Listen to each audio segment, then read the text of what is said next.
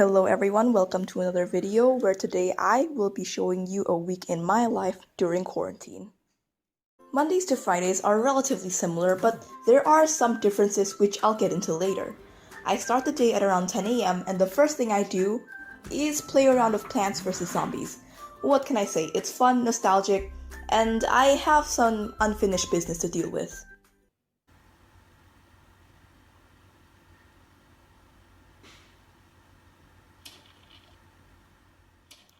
After about 30 minutes of that, I get breakfast, and once I come back, I continue playing until I get bored.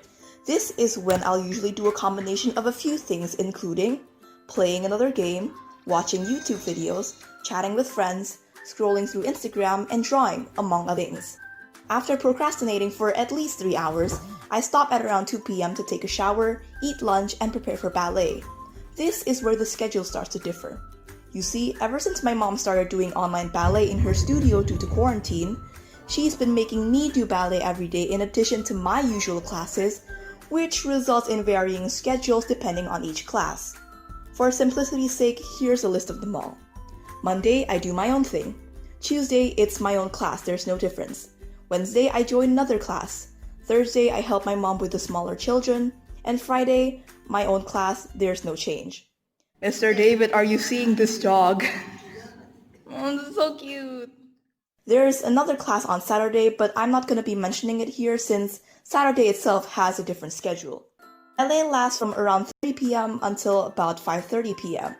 After that, we go home, shower, refresh a bit, and once that's done, it's usually around 6:30 p.m. This is where I continue the usual morning shenanigans, except there's an extra activity: Dungeons and Dragons.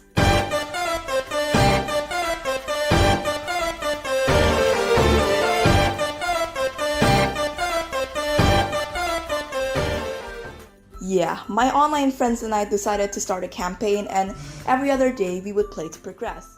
After hours of activities and hopefully not skipping dinner, I finally sleep at around 11:30 p.m. after my parents tell me to, since I can never handle myself. Saturdays, as I have mentioned earlier, are a bit different. I wake up at around 8:30 a.m. because this time ballet starts at 9. I have breakfast, prepare for ballet, and leave to the studio as usual. This class is my own class, so no change in schedule here. After about 2.5 hours of ballet, we arrive back home at 11:30 and I procrastinate a lot on my tablet before taking a bath. I would also like to add that I do wash my hair multiple times in a week. I just don't mention it. Also, I brush my teeth. I'm not unhygienic. Probably an hour later, I finally take a bath, dry my hair, and by the time it's 1:30 p.m., I'm ready to eat some lunch. It's almost always noodles on Saturday, and they're delicious. Once that's done, I continue with my games, admiring other people's art, until about 3 p.m., where my mom usually needs her help with her Zoom meeting. It's church stuff. It's kind of hard to explain.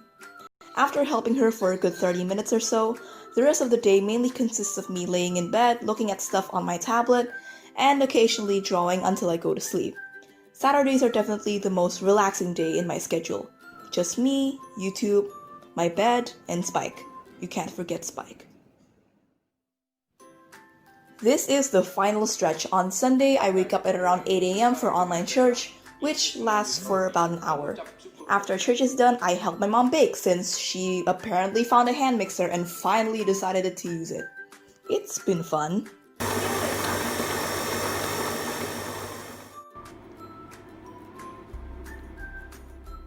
After helping a bit and eating breakfast, I usually go back to the usual morning activities until about 12:30 p.m. where I take a quick bath. Then I skip lunch because I usually end up eating my mom's brownies instead, and then prepare to go outside. This time to my grandma's house. Now, before you say anything, this is my grandparents' idea. I'd say something, but it's hard to argue with old people, because they're old. Anyway, we leave at around 1:30 and the trip is uneventful. We arrive an hour later, and after admiring the gigantic mansion of a house that is still cleaner than mine despite its size, I go say hi to my grandparents and head off to my cousin's room to vibe. After successfully infiltrating their privacy and claiming a part of their bed, this is usually where I perform my usual duties of procrastinating. However, I remembered that I wanted to get some grade 9 books from my cousins, so I did that first.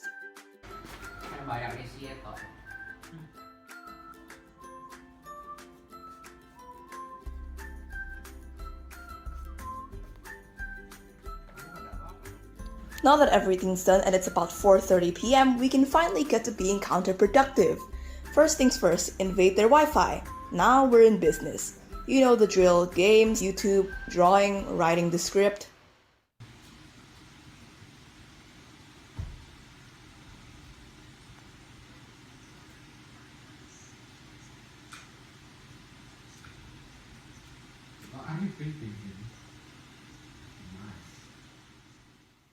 Just random basic things that help occupy me and give me a bit of entertainment since there's not exactly much I can do here.